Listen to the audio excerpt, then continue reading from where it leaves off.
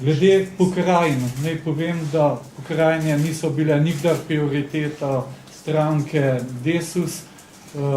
Naše prioritete so pač ohranitev socialne države, vendar pa zelo jasno želim povedati, da mi smatramo, da predlog, ki je dan, da obsega preveč pokrajin, da jih je preveč in da mi tega ne podpiramo v tem smislu, da bi imeli toliko pokrajin, vendar očitno je politična realnost takšna, kot je, saj tudi opozicija, ki je bila včasih v poziciji, je imela podobne predloge, kot je sedajni predlog. Če se prav spomnim, socialdemokrati so tudi predlagali 14 pokrajin. Tako da na načelni ravni vsi ugotavljamo, da jih je preveč, ampak ko je treba konkretizirati, pa vidimo, da ni to mogoče.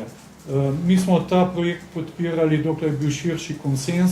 Veste, da je potrebna 2/3 glasov za zakon, ki določa pokrajine, vendar, ko se je socialdemokracija umaknila iz tega projekta, mi nismo več podpirali tega projekta, ker ne vidimo, kako ga izpeljati, če ni zadostnega širšega soglasja v državnem zboru. Moram pa reči, da organi Desusa tako niso nikdar razpravljali o številu pokrajin, tako da stranka nima stališča v zvezi s tem.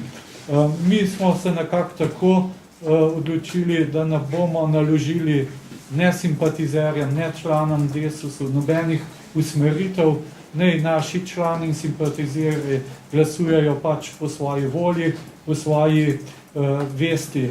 Mi smatram, da imamo bolj pomembne stvari v tem trenutku, kot so pokrajine.